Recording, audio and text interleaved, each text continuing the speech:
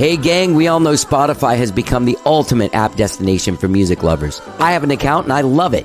I find new music by following Tastemaker playlists, and I make my own playlist that I share featuring music from guests that have been on the show. But did you know that aside from millions of songs, Spotify now has all of your favorite podcasts, including How Did I Get Here? Yes, all of your podcasts are available on Spotify. Just go to Spotify.com or download the app from your app store, and don't forget to follow How Did I Get Here? That's Spotify. Millions of songs, thousands of podcasts. Let's get down. Hey gang, are you a fan of podcasts and Law & Order SVU? Well, I have the show for you. The seminal SVU podcast, Munch by Benson, is the twisted love child of co-hosts Adam Schwitters and Josh Dugan, celebrating the splendid and often wildly inappropriate lunacy found only on Law & Order SVU. Each week, Adam and Josh walk you through a random episode of SVU, all while sharing their smart and hilarious insight. Find Munch My Benson wherever it is you stream your podcast, or go to munchmybenson.com for more info. That's Munch My Benson. And you may ask yourself, well, how did I get here?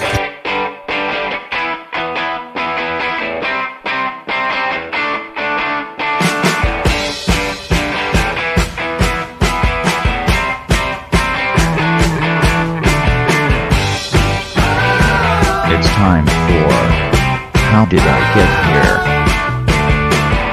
And now here are your hosts,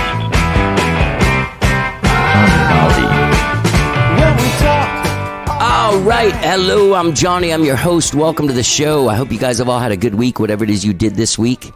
Getting ready for that 4th of July weekend. Most people have a Monday off, so they really go to town this weekend. If you're a musician, you probably have a gig on Sunday. You're probably playing all weekend, which is great. After so many months off, after a year and a half off, getting out there and playing and getting a good 3-day weekend show. Anyway, I hope you guys all have a good weekend.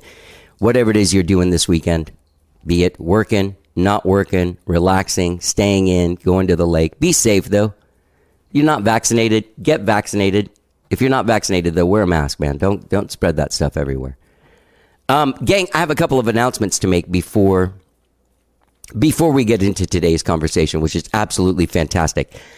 I went to a listening party the other night for a band called Mr. Linen here in town, and that's David Messier and his partner Andre Cantave from Same Sky Productions, and the great Dave Madden. You've heard Dave Messier and Dave Madden both on the show in the last year, and they have a band called Mr. Linen who's putting out a record today, their debut album. It's called Stay Cool.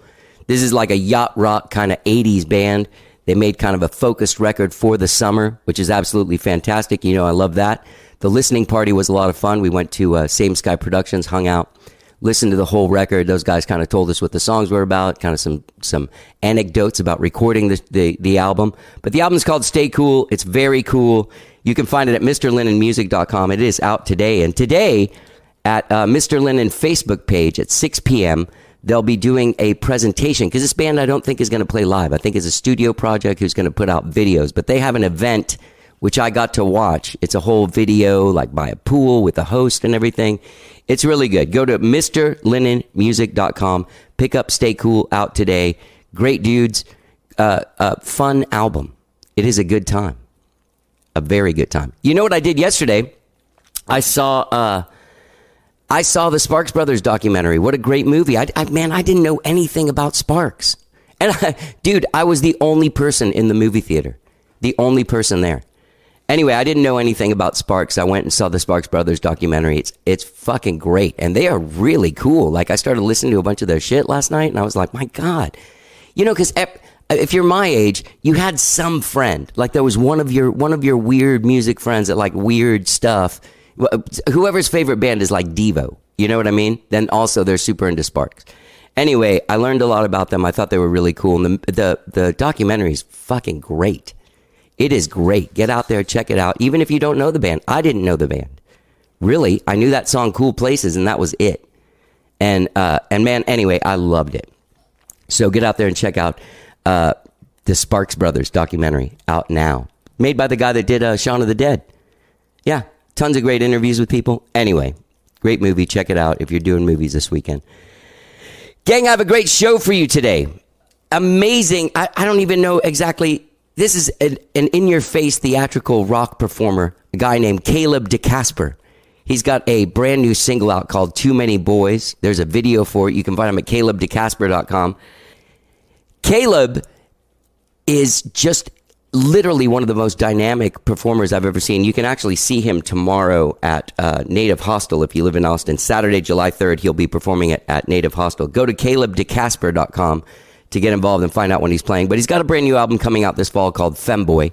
And he's been doing this thing where he has like a rock trio backing him up, but he's moving into more of an electronic and synthesizer phase of his career. So this next record, Femboy, explores a lot of that. You can hear it in the song Too Many Boys, but he also has the DeCasper EP, which is out now. You can check it out. He is a classically trained pianist and vocalist, and he's from Charlotte, North Carolina. But with a lack of acceptance there, he ended up moving to Austin at the urging of this punk band from here called Zetas. They brought him down to Austin. He fell in love with it, explored who he is as a person, his own musicality, his queerness, his fabulousness.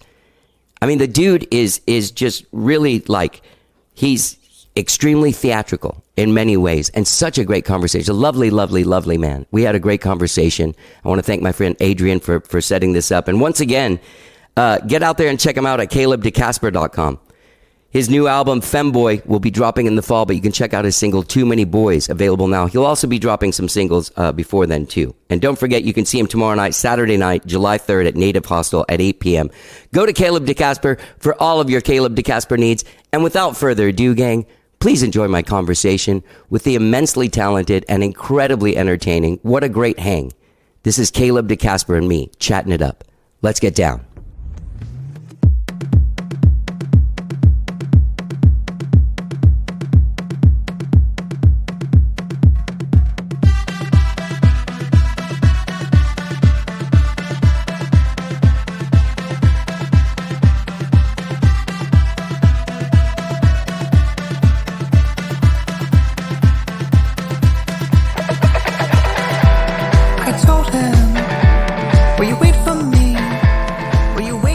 So, okay, so tell me, you were just saying that you took a class on death in college? Oh, yeah. I was all about those electives, yeah. It was actually a death and poetry class. I thought it would help my songwriting. In poetry or and poetry? It was death relating to poetry. Oh, wow. Mm-hmm. Super abstract, right? And dark, man. Oh, yeah. What was that teacher like? She was one of my favorite teachers. Oh, really? Yeah.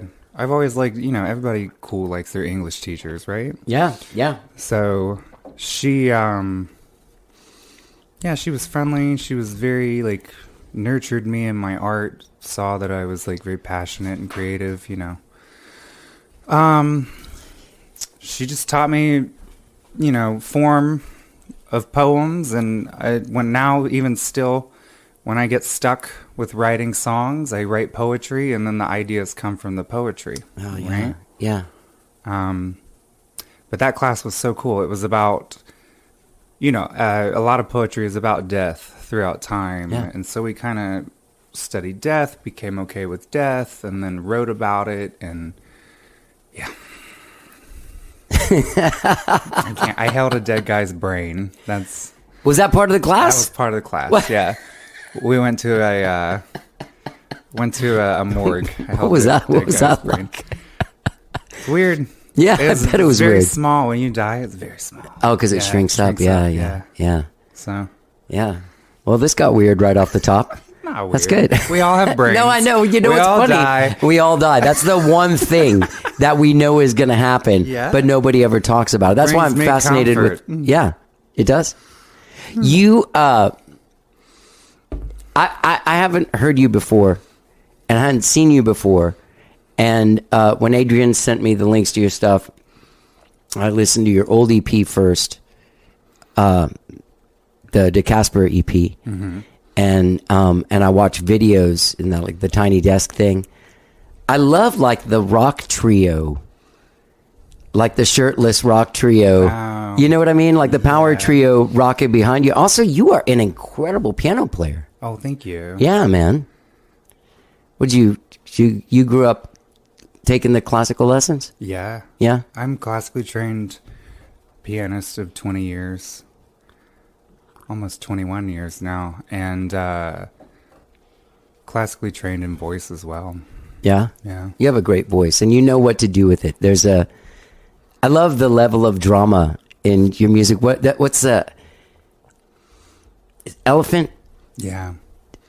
Song's awesome. Thank you. Awesome. Like, there's a band I was in called Gaudi, and we tried to achieve that level of like opera in certain songs. And when I was listening to it, I was like, wow, you really got it. Like, you nailed it. Thank you. Yeah. And you have a brand new album that's going to be coming out this fall. Yeah. Femboy. I keep Pushing it back. I keep holding on to it because I want to do it exactly right, but everyone around me keeps pushing and pushing putting it and out. pushing. So it'll probably come out in the fall. Yeah. What's keeping you, like, you want everything to be perfect? I want. What's that to you? It's What my is- first LP. Right? It's a style that is like pretty close to what music sounds like in my head when it comes to me. Right, because I listened to the whole thing, and it goes out of the rock more and into the synthy Right. electronic world, which is amazing. Yeah, it's a departure. It's just very authentic to me. We can get into like the inspiration behind it, why it's so important. But Tell me. Well, the album has been sitting inside me forever, basically, and then it culminates, and then you pull it out one day, right? So everything coalesced when I had a meeting just before the pandemic happened in January of 2020 with an A&R rep, and someone had introduced us, and we set up time, we meet, and they talked it up. They said, he loved you. Everybody loves you. It'll be amazing. Talk to him. Well, I talked to him, and he scrolls through my Instagram, and he says, gay. And he's like, gay doesn't sell albums. He's like, queer doesn't sell albums. But you're not doing it to sell albums. Well, I know, but he's an A&R rep, right? So Asshole. that's the whole, first, from the beginning, it just goes that way, right? All right, yeah, I already don't like this guy. Yeah. Go ahead. Well, that's music industry. I get for so you. mad. Yeah, I know. I got mad too, but then I have to sit there stone-faced listening to... I've been on tour across the United States, and I know people. You know, people come up to me, they tell me their stories, they tell me what music does for them, what my music does for them. Yeah, yeah. We relate on a serious level, and this guy just basically trashed all of that and told me, Yeah. you're too gay to be a musician, you're too gay to be successful. Straight people buy music, and they're never going to buy gay music. So I walked away from that being like really mad, and I don't really get mad anymore, but I was mad. And when I get mad, I want to do things. I don't want to complain about it. Yeah. So that was it. I said, I'm going to make an album that's so authentic to me. I'm not going to hide any of the Anything. dirty, Yeah. nasty stuff. Yeah. I'm not going to hide any of the shameful stuff. I'm Yeah. not going to hide any of the happy stuff. It's all going to be me. Yeah. And people are going to relate to it. Yeah. And that was the final straw. I've been told that since I started doing music. How long ago did I start? 2005. It's been about 8 years since I've been like had a career in music. 8 to 10. I've heard that constantly. I was supposed to be It's on like- a Fox reality TV show, and I heard it. Like, from the you're gay, you producers. can't be on the Yeah, thing. gay Yeah. people aren't comfortable with gay. Yeah. So Well, they better get comfortable with it, because it's not, you know what I mean? Like, Yeah. at some point, people need to shut up. they do. You know what I mean? Do you know, I'm glad you weren't on that Fox reality show, because that's also, do you know Nakia? Yeah. He was on The Voice, and one of the first podcasts that we did together, he's been on a lot of times. He was explaining to me kind of how it worked, and he had walked by a production office, and the door was open, and it had like the, dad has cancer person, the person's face, and then like father has cancer, and then like under his it was gay. It's like, okay, we're gonna fit these boxes. This is how this guy is, and this is, and it was just like, Wow. it was just like, it's so exhausting, which I must imagine must be far more exhausting for you. Well, I got to tell you too. It stokes your fire. Because you It just keep on making more and better music. it does. You know, music is, to a certain extent, the best music is subversive and, Yeah. you know, it's got a real point to it, you know? So, got some bite, right? So, it does fuel me and gives me things to say.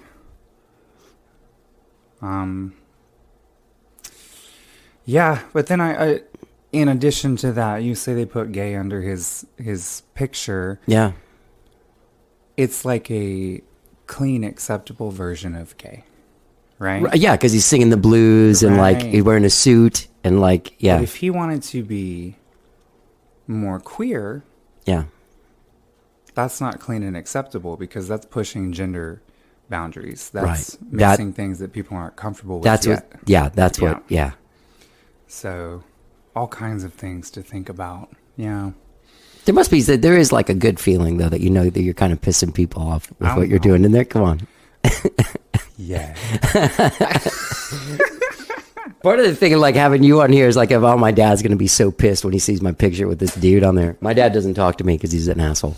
Aw. But he would be like you would, your very existence would just upset his macho idea of Well, that does feel gender. kind of cool. Yeah, it does feel good. like Yeah, that. that's why I'm like, I'm even getting a little bit of residual stuff from it. Shaking in their boots. Yeah. Yeah. Go ahead. Yeah. You know what song, that song Dreamer that you did with Sabrina Ellis? Mm-hmm. It's gorgeous. Thank you. Yeah. And when is that going to come out as a single before the album? Oh, yeah. I would like for it to. My goal is to have. I invited a lot of my queer music community to be on the album, and I would like to release those collaborations as singles before it comes out. I think that's slated to be the next one, but we're still working on details. Okay. Yeah. Too Many Boys is great. The video's amazing. Who did that video? Rosalind Hustle. Yeah. Yeah. How do you know Rosalind? Rosalind is. I am a fan of Rosalind Hustle. She is a local drag queen. I prefer to call her an art queen. Yeah. I've seen concepts come from her mind that you cannot imagine. Just, I don't know where it comes from. Wow. One of the most creative people I know. So I was so happy when she wanted to take what was in my brain and put it in her brain, right? Yeah. Yeah. Do you ever listen? You a Jim Steinman fan? I don't know who that is. You don't know who Jim Sorry, Steinman is? no. He just died. He's the guy that wrote like all the music for Bat Out of Hell, the Meatloaf guy. Really? And I Would Do Anything for Love. Okay. And Making Love Out of Nothing at All. I and do know who all these that is, huge then. songs. Yeah. Yes. There's. It seems like you guys have a kindred sort of like flair for the dramatic in your songs. Oh, I'll have to look him up then. Yeah, definitely, man. Yeah. He just passed away. Okay. Like a couple months ago, Damn. or even a month ago. I don't know. All right, so you're from Charlotte, North Carolina. More or less. Yeah. I grew up. I prefer to say I'm from Athens because I love the music culture of Athens. Me too. So that's where my family was. That's where I originated from. And then we moved to North Carolina. And I spent some time there as a teenager. Okay. But you grew up in Athens, I or So I you were there originated in Athens. Okay. I grew up in in Charlotte. Charlotte. Okay. Yeah. What did your what did your parents do? What did my parents do? Yeah. Ooh. Were they professors or something? I don't know. There's a lot- They get super uncomfortable when they hear I do interviews. They're like, don't talk about me. I'm going to talk about them now. You don't have to talk about I'm going to them. talk about Okay, them now okay. because they're great people. I'm going to talk about them. So, They're like, don't drag us into this, Caleb. Please, whatever you do. nah, they just don't want me to run my mouth and say something. But my mama is she's always been a human resource manager, so like social issues and stuff have always been like close to her. She's also a very like work oriented, get business done woman. My dad worked. He's retired now, but he worked his whole life at General Motors. Oh, wow. Yeah. They still together? Yeah, they're still together. Yeah. You got brothers and sisters? I have a brother. Yeah. Yes. Is he older or younger? He's younger. Younger? Yeah. I was trying to figure out, like, where did you get, like, how did music start coming into your life? That's what because a lot of times there's an older brother or like a mom that's smoking weed and listening to like weird music. Not a lot of people would expect this. All right. All right. But music in my life came from church. Oh. So my family has a gift for music. Uh-huh. My grandmother had a piano. She always wanted people to play it. My aunt always played. My dad played when he was little. So my family is, tried to put music culture in our family. My aunt would play for church, and I remember seeing that, right? That had to have something to do with it. Hymns and just being musical, right? Then I remember one of my earliest memories is on like PBS, the like Sunday afternoon concerts they used to do. They would do like concertos. For Yeah, like the Sundays. Boston Pops or something or whatever. And Yeah, I just remember watching people play the piano like Bugs Bunny, like really dramatic. yeah. And so a little kid being like super into that. You Yeah. know? So that's where it started. My family noticed and they cultivated that within me. So how old were you when you started taking lessons? 7. Okay. Yeah. Wow. I was young. Yeah. And you took it seriously? You took it seriously, like you always practiced in taken the it whole... seriously. Yeah, I mean, in the very beginning, it's like you're going to sit there and you're not going to move for 30 minutes. My parents were very strict with me about that. Parents are not... I'm a music teacher now. Oh, you are? Yeah. And parents are not strict like that anymore No. with their kids. No. They're scared that they're going to Yeah. turn them off. Yeah, They yeah. don't want to be mean to them. Yeah. My parents set a timer and they said, you're not going to move or you get punished. Yeah. And eventually you're going to play the piano, you know? Yeah. And I'm so glad that they did that. Yeah. Yeah. That's important, man. And I mean, the thing is, you connected with that. You drifted away from it, then you at least would have had that dedication, because that takes dedication. Just sit down for an hour when you're 7, when you could be doing whatever else, like video games or whatever was happening in your life at that point. Yeah. Were you always a pretty dramatic kid, like pretty? Of course. Like, I was, You know what I mean? a little gaby. Of Yeah. course I was. Super dramatic. Yeah. Yeah. I've always loved theater. Like I said, little kid liking to watch, PBS concertos in the afternoon because I liked how dramatic the piano player moved, Yeah. Yeah. So, so what was the music like? So there was classical music turning you on. What about pop music at the time? Like, what was happening around you? Like, what was the...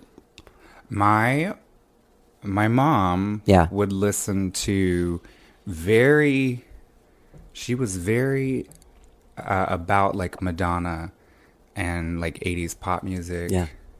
And so, yeah, my mom liked to dance a lot. And so like I knew who Madonna was when I was little. Yeah. My grandmother loved Cher, so I love Cher. That's my favorite. Yeah. Cher.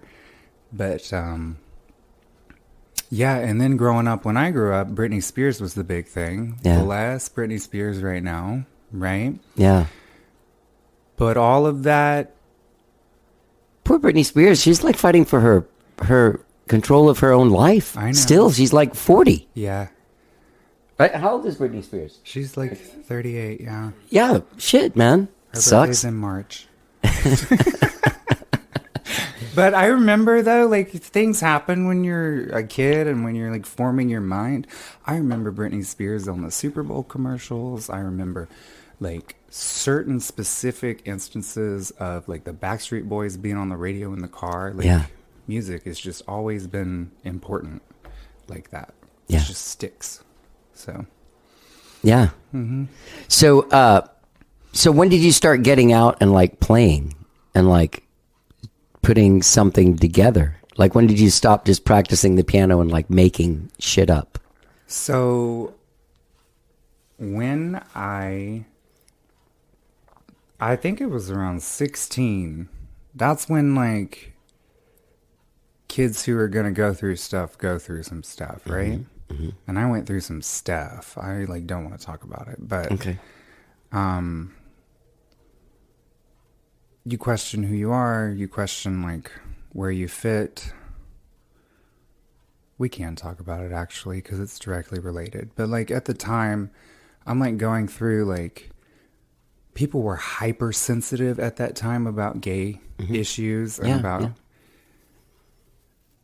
Now it's more so trans, but then it was trans and gay, and just like the rhetoric was so volatile and disgusting coming from people.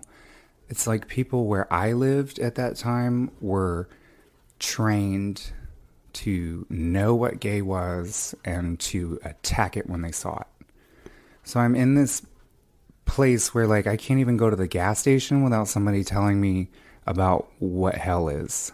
Right. You know? Right. And some deep South shit. yeah, I don't even like that because so many good people live in the South. So many good people, but I know what you mean. Like I was an artsy kid, like in the 70s, that moved to Texas, and people just beat my ass all the time. Yeah. I think it's got a lot to do with political rhetoric and people with power not giving a crap about what their words mean. Yeah.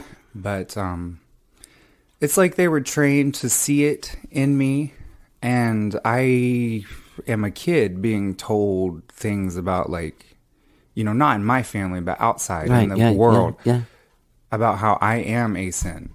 Gay is a sin. They don't understand that's my identity. That's what I am. Okay. And regardless of what kind of facade you would put on the outside of it, that would still be you on the inside. So you would still have that terrible feeling when they said that. Time, you know, stay in the closet and you pretend what to be, but you know, and that just, it's like, it destroys people if they hold that too long. So I'm dealing with all of that. I'm trying to use music to heal, but I'm noticing that in music, you can't find anything that makes it okay. You can't find anything that's about boy and boy or girl and girl. No. Right? Even people that we know, they have to change it. Yeah. Okay? Because it suits a mainstream audience. Yeah.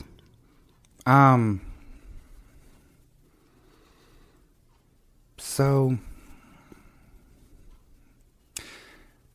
yeah, I looked to music to heal and couldn't find things that 100% connected. And then Lady Gaga comes out very, you know, being dramatic and artsy, and I really connect with it. Like a lot of other, that's not an original idea. Gay boy likes Lady Gaga, right? But musically, with the piano and the theatricality and I'm like, oh, right. I can put everything that I am into this, and do that in my own way. Yeah, you know. So then I start writing songs. I start learning popular music instead of classical music. Right. And my first show in public, I think, was at the Evening Muse. Yeah, I played there. Yeah. I've played there several times. Yeah. Yeah, sorry, go ahead. I got so cool. excited. I mean, that's what kind of place it is, right? Yeah.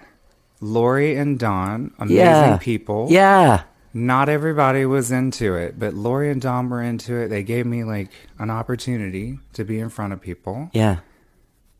Crowd did not connect, but I got an opportunity to be in front of people. Wow. So.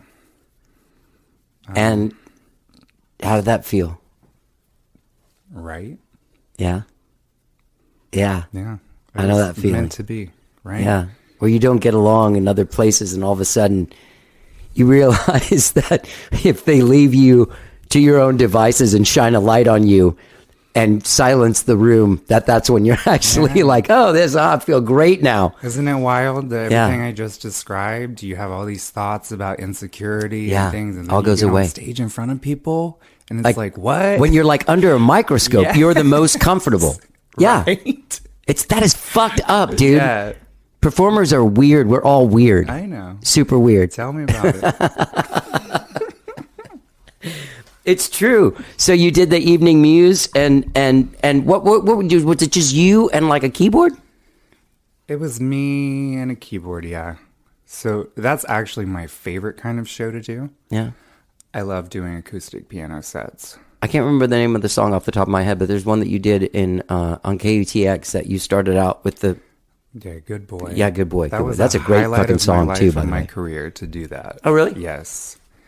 Yes. Oh yeah, because they had that nice piano there. I played It's it. a Yeah. Steinway. Yeah. Yeah. So, yeah, everything just started to make a little bit more sense and a little bit more sense, and then I start following. What was the scene up there in Charlotte? Like, who were your music peers? I didn't have very many. It's just Because like the long- guitar singer songwriter Yeah. dudes and women were probably like, "Hey, this is a little much for me." Yeah, it Yeah. was a little much for a lot of people. That's good. Especially, like, it doesn't help that I was into, like, Alice Cooper. I'm, like, bleeding out of my face at the end of every set, you know? That's awesome, though. It is awesome, but I did have people come up to me then and try to tell me that Jesus would help me, you know? Can you get me some gigs somewhere, man? I know, right? Can he pay my booking fee? No. I didn't have a booking fee back then, but yeah. So what I read was that you had a tough time up there. I'm trying to. There's a better phrase than fitting in, because that's not what you were trying to do. But you were No, trying to establish yourself. I was trying to establish myself. I was trying to make music peers. I was trying to express everything that I've talked about today, like, to other people without having to have conversations, you know? Yeah.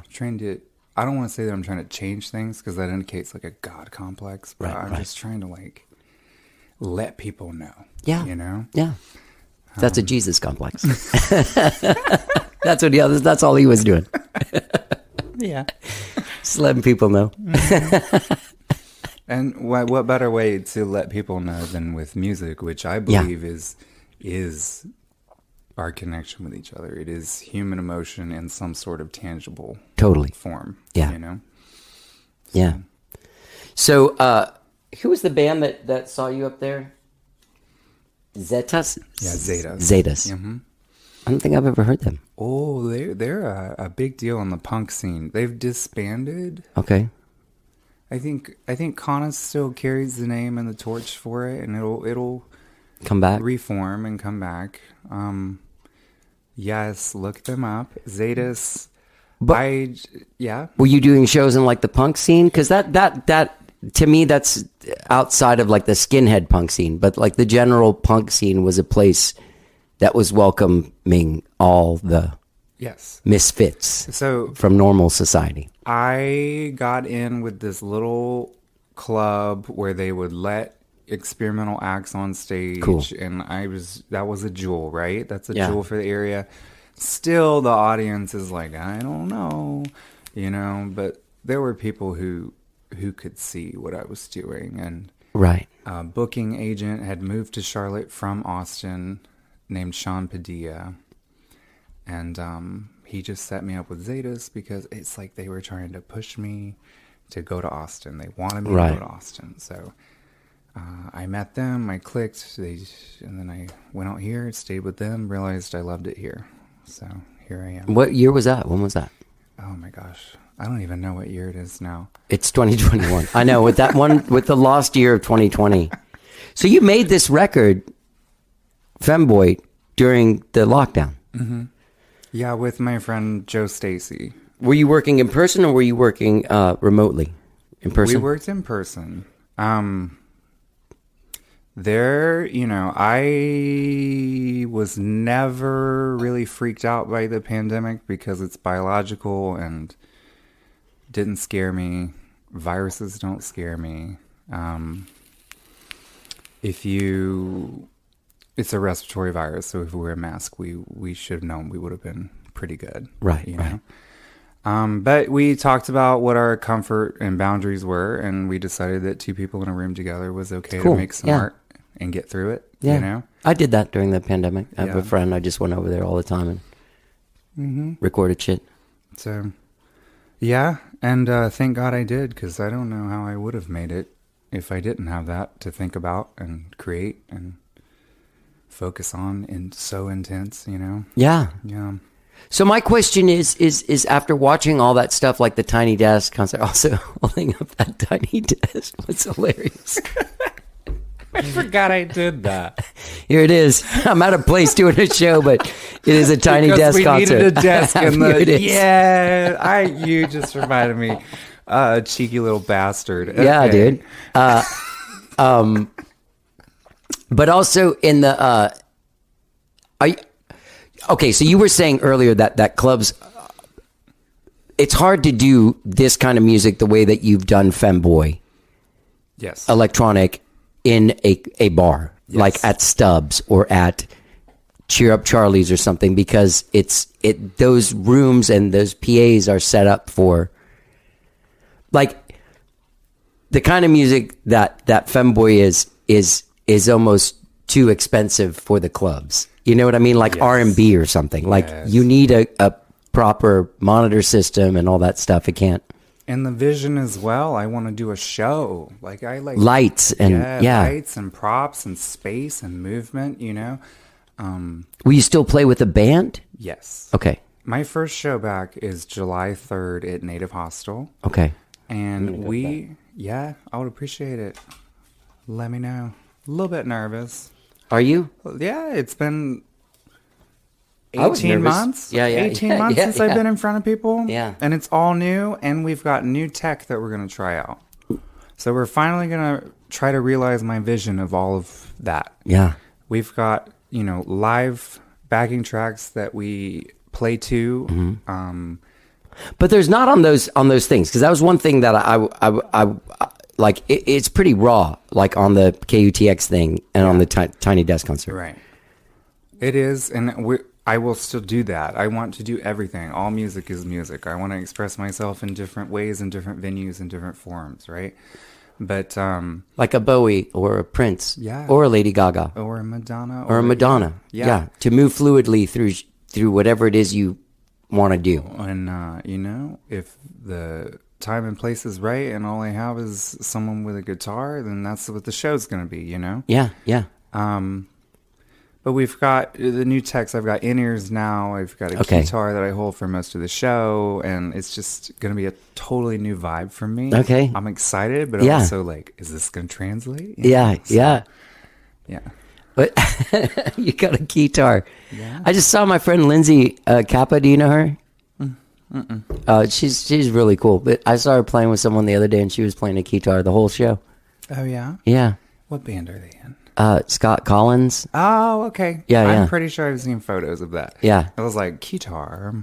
Yeah, yeah, because you don't see a lot of them, Yeah. especially like locally, because they're pretty expensive, right? They are. Yeah. I've almost paid mine off rock and roll rentals. Isn't that a great of like there are great things here like Sims, Ham, Austin Music Foundation, Black Fret, all these great things. But nothing's better than like rock and roll rentals where you can get really whatever you want for like $25 a month or something. Yeah. You could pay it for like 3.5 years. You'll get it. Oh, I That's how I know. got that power amp. I just rented it from them. I forgot about it. Then one day I got this email that said like, hey man, you don't have to pay for this anymore. It's yours. We're getting there. We're getting there with that guitar. Yeah. Yeah. That's awesome. That's like I said, I love living here because it's got a musical infrastructure, right? Yeah. Yeah, that's a pretty interesting. It's interesting in its own. In some ways, I think it's the greatest thing. But there's another thing. I feel like it. There's a lot of whining that goes on from music people because they're so used to this that they're like, oh, you know what I mean? Like sometimes they're expecting like a little, like, man, you have all this stuff that no other musicians really have. You know what I mean? We should still whine. Yeah. We should still whine. I'm not in favor of complaining. I don't like No. to, but we should whine because we can't lose these things. No. And when the people No, we can't. The people who are coming here don't understand what they're walking into, and they will take those things away from us. Right. So, Right. yeah. How do you write? Are you like a daily writer? You were saying that when you're writing lyrics and you get stuck, you write poetry. When you are you like a person that wakes up and there's people that wake up and journal, or people that wake up and write, or I'm not structured at all. no? Me neither. No, in terms of creativity, I'm very like with the wind. Yeah. And usually I don't want to say I procrastinate, but usually I get hit with inspiration right before it's time to get it done, you know? Yeah. I was talking to someone about that the other day. I work that same way. It's like a thing where it's like, if you got plenty of time to get ready for it, you still wait till the last day. Because somehow I learn shit faster that way. And that's how I don't know if that's the right way to do anything, but that's kind of the... Well, also, I believe that my creativity is not 100% me. What I believe in some sort of like divine influence, or if it's some sort of like spectral influence that I channel, because that's what it feels like. I'm just like, where did this come from? I don't remember thinking this when I did it. Yeah. You know? So it's kind of like I have to be in the zone and I have to be able to receive what's coming. Right, to engage with the subconscious. I just read a thing about Hemingway that he had his like 2 hours a day he wrote, and that was it. Mm-hmm. And the rest of the day he tried to remove that from his brain, and somehow that engages your subconscious. So when you go back the next day for those 2 hours, there's been something working that you weren't even thinking about. And when it comes out, it's magical. Also, he was a giant asshole. Yeah. I still like him though. Me too. Me too. Yeah. Yeah. I really get into studying other people's creative process as well. I like mine for now. You know, it's very... And then if I do get stuck, I've done songwriting classes, I've done the poetry classes. So if I had a timeline, you know, and people were pushing me, I could get it done if I need to. But I prefer to just kind of let it go. Yeah. You know? Do you, as a writer, are you pretty self-contained, or do you bring in other people to write with you? Or That's new, yeah. It's new? So over the pandemic, I had a few... like my queer artist friends that I wanted to feature their talent on my album, and we met up, you know, outside and wrote some things, and that was actually really fun to like put my energy into somebody else's and mix it all up, you know. Yeah. I love doing that. It's always been a part of my... I didn't know not to do it. You know what I mean? Yeah. So where were you playing before the pandemic? Everywhere. Everywhere? Yeah. Well, I was too busy. I'm going to scale it back a little bit. Are you you said you toured around the States? We did. Yeah. We did love the Midwest. Yeah. It was great. We filled up places throughout the Midwest, but we did the Midwest and then the East. Yeah. So I haven't done the West yet. I will one day, but that's a lot of ground to cover. Man, I don't hate touring in the West, but I've never liked it because the drives are too long. Yeah. It's just too long, and you don't get to spend, it's just too much van. That's what I've heard. In whatever time, yeah. I mean, I've been talking to people about just dropping in on San Fran and LA if they're able to set up a piano even for me and just kind of drop in and play some music and network. That's what I want to do. Yeah, that's what you should do. Drive there, yeah. I'm still mad at that A&R guy. We can't be mad. We can't hold on. I did something about it. Yeah. And you made a musical statement in response to a jerk. Bad things make good things. Yes, they do. So, I know what I'm doing. I've met people. They've met me. We've talked.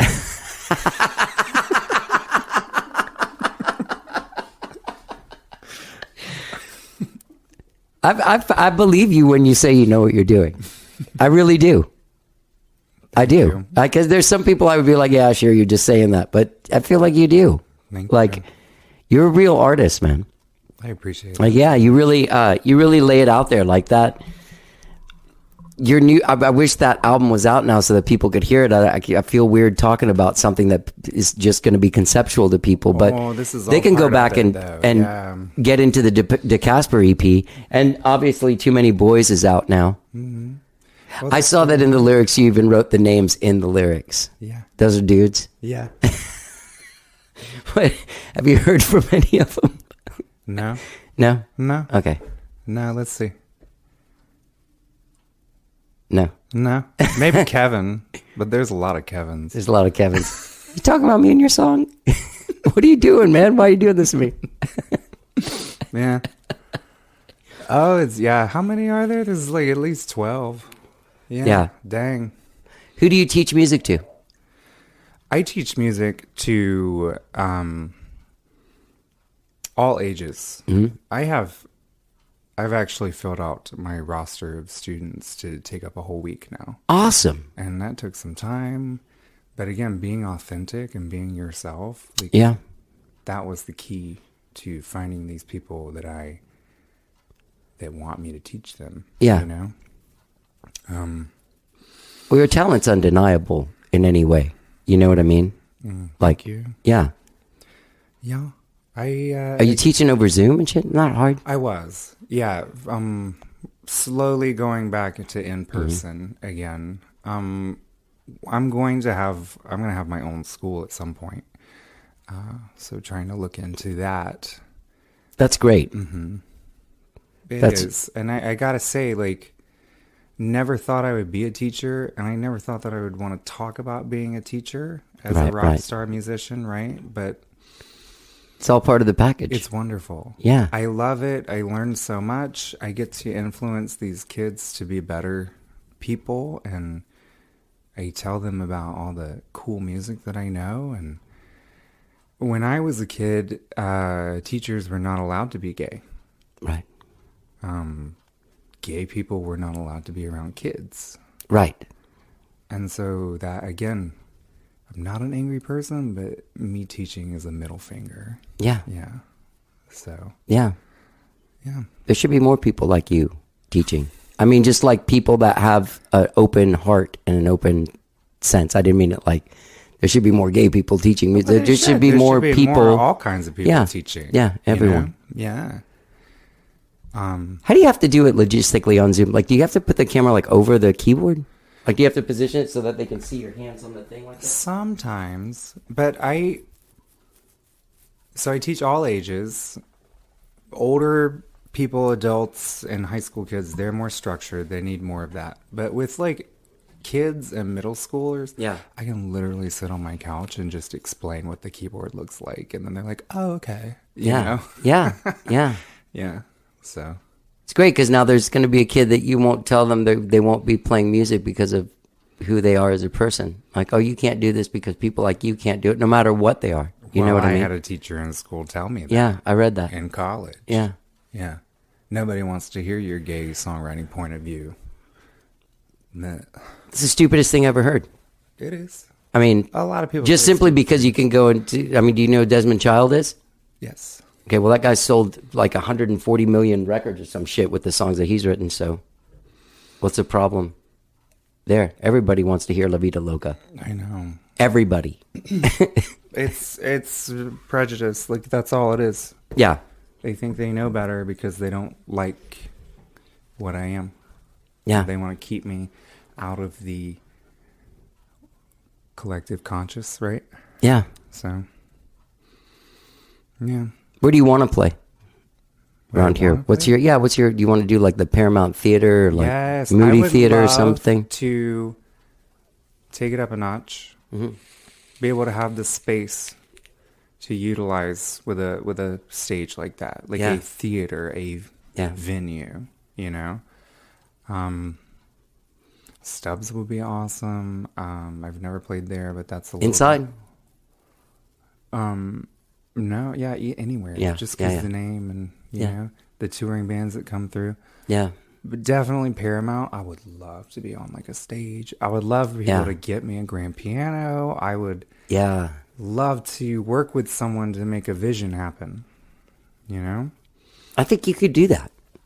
I mean, I feel like just seeing what you've done in your music and what you're able to, the scope that you work in, and when I say like dramatic and sort of like operatic stuff, I mean, it's huge in scope, like Jim Steinman. You know what I mean? Like all those songs from Meatloaf's Bat Out of Hell, like they're fucking huge. Yeah. They're like, they're sprawling stories and songs and they take you somewhere. Yeah. Same as yours. Thank you. Yeah. I mean, I want to And you show- close your eyes and see Yes. you know, I see music. it's visual when you're can listening to see it. Music. Yeah. So I try to translate what I see. I can do it. All I need is the people behind me who say, yeah, let's go. And then they promote it and just trust that it's going to work, you know? Yeah. Do you still do any theater or anything? What's the last thing I did like that? Do you do any here in Austin? No. No, I dabble. There was like, I tried to get on Walking Dead. Oh, yeah, when they were filming here? Yeah. That would be fun. Yeah. I would love to do things like that as well. Yeah, it seems like, well, you did theater in high school, right? Mm-hmm. You said that? Yeah. Like, what were you in? So, I was never in anything. I had an acting coach. Oh, and I cool. would take, and which has helped. You never know what's going to help, right? Yeah. Didn't turn out to be like an actor, but to get in on stage and ready, and you loosen up and you go through the, is it Stanislavski method? Yeah. Right? Yeah. The method. Get yourself Yeah. into it. The same thing that Marilyn Monroe did. Yeah. Yeah. So, yeah, it all works. Yeah. Yeah. And it all informs what you're doing. Because the way that you perform, it's more than like when I get up and play a show, I'm not a guy. I'm me. I've got my guitar and I'm just trying to like stand up and sing on key and strum in tune or strum in time. But there's this element of performance and character with what you do that is so strong that there definitely is, you can tell there's got to be some kind of theater. Either you absorbed it by watching it all or, There's me and then there's extreme version of me. Yeah. And I want to really make an experience for people, Yeah. Yeah. So. Well, you definitely get that from seeing all of the video stuff that you've done. What was the other video? There was one I wrote down. There was a great video for Johnny Be Good. How could I forget? Song that you wrote about me. Yeah. Johnny's name was Matt, actually. I changed it because Chuck Berry wrote a song about Johnny. Yeah. So I really like Chuck Berry. But I like this because it's actually Johnny Be Good as opposed to someone's name. Like Johnny B. Period Goode. Yeah. Which is, yeah. Who did that video? That was, I believe they approached me about it, but Angela Air and what is their production Here in company town called? Yes, their production company is called Cat. Oh, I look so bad right now. Oh yeah, I remember. didn't write it down, but I do remember seeing it. Sorry. It's about a kitty cat. Okay. Oh, they're gonna hate me that I can't remember. I gotta look it up. Okay. I was like, can we cut some time? No. I'm not cutting any time, man. My guest. You're my guest on the show. Do you work out? Yes. Yeah. You look I pretty have to. strong. Thank you. I need to work out. Do you have some kind of regimen? What do you eat?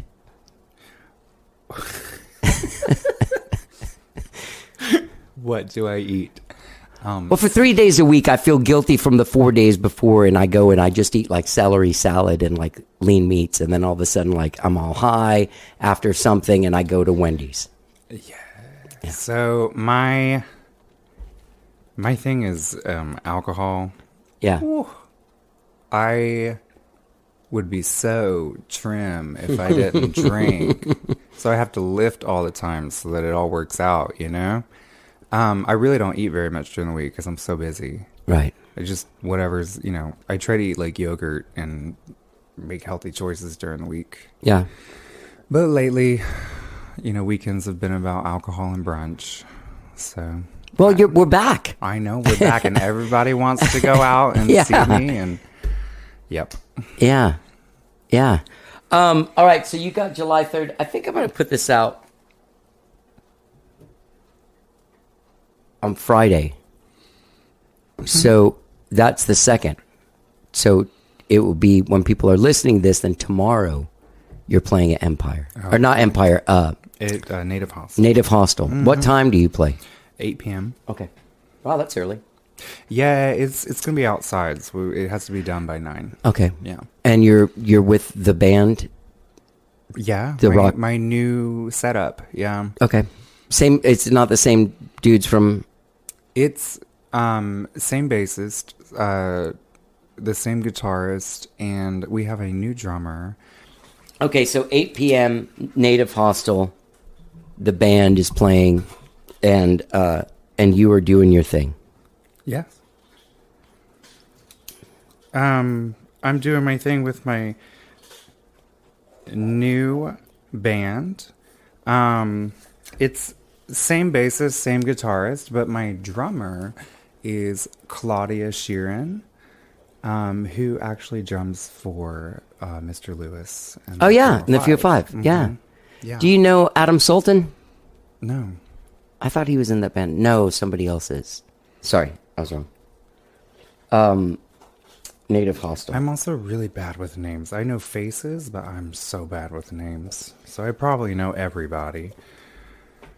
Probably. The production studio for Johnny Be Good is Catnip Creative. Okay. Catnip Creative. Well, they did a great job. Yeah, I think you. Oh, and Audrey's in it. Audrey Campbell, who I love. Yeah. I feel like giving them I give them credit. They did a great job. But having you in a video, you know what I mean, is almost like all you need is the camera. Oh, thank you. You know, because you have there's a lot of energy comes off of you. Thank Like you. even watching a video of you on a phone is intense. Well, Angela Air and Hannah Varnell reached out to me. They are a queer production company. Yeah. We wear Catnip. And they wanted to just do it up and do it right for me, I guess because they noticed what you had noticed. Yeah, you're gonna make them look like you're gonna look good. Their reel's gonna be better because of you. As great of a job as they did on your video, you gave them magic. Oh, thank you. Yeah. I was amazed at what they brought for that. I mean, we had a guy, there's a crowd scene. We had a guy whose job it was to orchestrate the crowd and tell them what to do. Yeah, Yeah. yeah, that's cool. We had a truck, we had lights, we had fire. I mean, it was great. It's funny that you align yours because now I'm starting to see because I've seen Sabrina play, I've seen Audrey play a number of times. I'm a huge fan of theirs. They're performers that sweat like pigs and leave it on the stage. You know what I mean? Like they give everything. That's what I got from you. I haven't seen you in person. We'll see what happens on the 3rd, but Yeah. you're gonna be playing guitar on that one? Oh, yeah. Okay. Come for the guitar. Yeah. Stay for the magic. I kind of feel like a cowboy when I play it. I don't know why. Oh, you're just kind of like a cowboy and then also like a guy that owns a really nice boat. Like the shorts say, I have a nice boat, and the shirt and shoes say cowboy. Oh. Yeah. All right. Cowboy boat. Yeah, cowboy boat. If you need a director for your next video. Cowboy boat? Yeah, just go out Wait on a the boat, minute. the cowboy. It'll be great. I think that's going to go somewhere. Okay. Cowboy boat. Yeah. It's like country western yacht rock. Oh, let's If not go that's a that thing. far. No, okay. I'm sorry. Have you heard this style of music called daytime disco? No. What is this? It's amazing. It's like I'm 52, but I still feel like a child. You know, I've never grown up in any way. Same, sis. Yeah. See, you know how it is. So there's a thing that happens to me in summer. Like I like to listen to music that to me belongs in the summer. You know, like I like it to be a little lighter, a little more winter fun. music and there's summer music. I like it, electronic music, pop music, dance music, and this music is like specifically for daytime pool parties. Okay. There's a band called Poolside. I'll send you a thing. I'll send you a thing on because Instagram. disco is one of my favorite things. Yeah. Oh yeah, Oh, yeah. it's the best. It is the best. Yeah. It was a way to take the funk that white people didn't understand and sell it to them by giving them a beat that goes, Yeah. Here it is. You can't miss it. You know what I mean? Yeah, for sure. The 4 on the floor, like you won't miss this. You everybody can dance to this. And you put it in 4 instead of 1 and the 3. You're Yeah, right. exactly. Yeah. Exactly. Never thought about it that way, but you're right. Yeah. I always just I like disco culture so much. Yeah. I recently watched Halston. I'm like, ooh, I wish I was there. Is that good? I was thinking It's about so watching that. good. Is it? Yeah. Oh yeah, because he was part of the whole Studio 54 thing, Yeah. and Oh, I want to be a part of.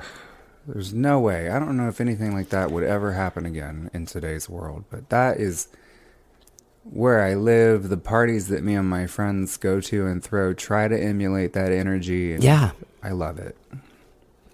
it's a complete like no holds barred. Let's just have fun. Oh yeah, Worry about also it. Theatricality of an experience at a party too. Oh Like, yeah. Having like a Lady Godiva ride through on a horse or something. Yeah, yeah. Yeah, that's pretty amazing. You know what you're gonna wear on Saturday, on the 3rd? So, no. Yeah. I usually, at this stage, I still do things. I have a huge closet that my best friend in the world, Keith Womack, has helped me curate. Okay. If you see me in something, it's either Sex Fifth Avenue or Keith Womack made it. Oh yeah, Sex Fifth Avenue. That's I saw that in one of I the love credits. that company. Yeah. That is the coolest. Are they have the here, coolest or they're- clothes. Nah, it's New York. Okay. It's an extension of Pat Fields in some way. Okay. But Keith has made me so many beautiful things, and I just, what I'm feeling when it's time to go, that's kind of what I go with.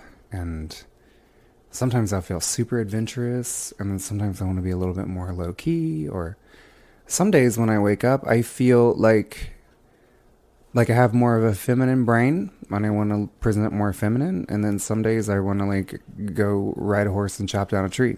Yeah. So it depends on what I'm feeling.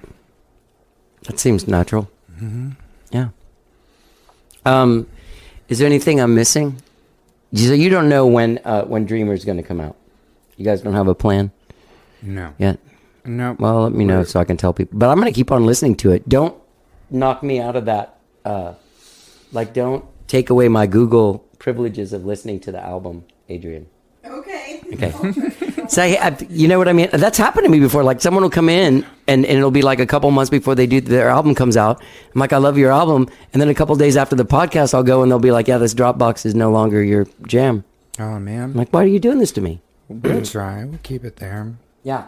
I appreciate it. I'm glad you like it so much. I really do. You are a fucking exceptionally talented human being. And also, like, you understand the show. And I love that. Yes.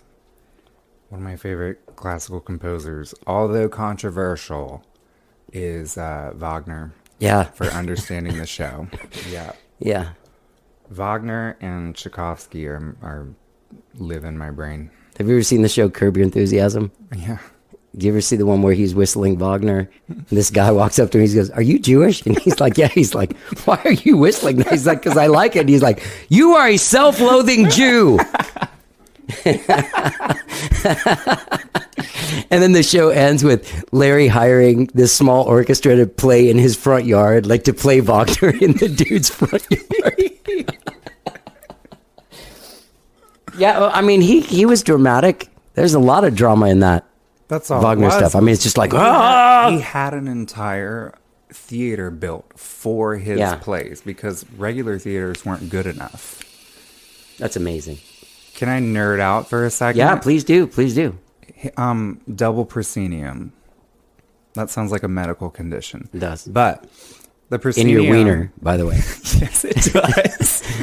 But the proscenium Right. is the separation between the audience and the play. Okay. And you usually stay behind it unless you want to make a point and you go in front of it. Right. He had two of those because it should be so removed from reality. Wow. Uh-huh. Wow. Yeah. That's interesting. Festspielhaus. Yeah. Festspielhaus. Mm-hmm. Are you German? No. You said it pretty well. It's pretty. I have a lot of German friends. Yeah. Do you? Mhm. What is your heritage? My heritage? I'm so glad I know this question. Yeah. I am French, hence de Casper. Yeah, right? yeah. French, Norwegian, Irish, and English. Yeah. A white dude. Yeah. Me too. I mean, my parents were born in Cuba, but everybody comes from Spain, Italy, Scotland. Yeah. It's a good mix of, Yeah. European interesting cultures. There, Definitely. So it's Well, cool. People can find you at calebdecasper.com. They can go check out your EP, De Casper. Too Many Boys single is out now, along with the video. You have other videos out. Femboy will be out at some point in the future. And you will be playing, I will say tomorrow, because this comes out on Friday. Tomorrow, Saturday, July 3rd at Native Hostel at 8 p.m. Yes. You will find me there. I want to Amazing. I want to be in the energy for real. Well, you have to give me Like, not notes. just the phone. You Okay. have to give me notes about the new...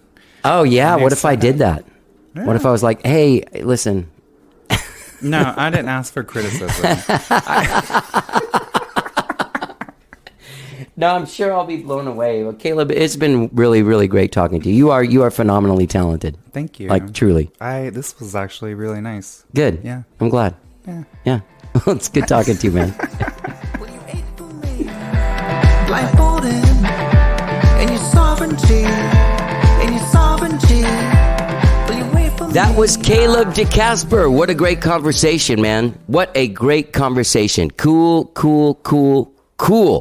Check out his single, Too Many Boys. His full album, Femboy, drops this fall. Go to calebdecasper.com for all of your Caleb de Casper needs. And don't forget that you can get out tomorrow night and see him if you live in Austin at Native Hostel, Saturday, July 3rd at 8 p.m. Just go to calebdecasper.com for all of your Caleb de Casper needs. Great conversation. Thank you, Adrian, for setting us up.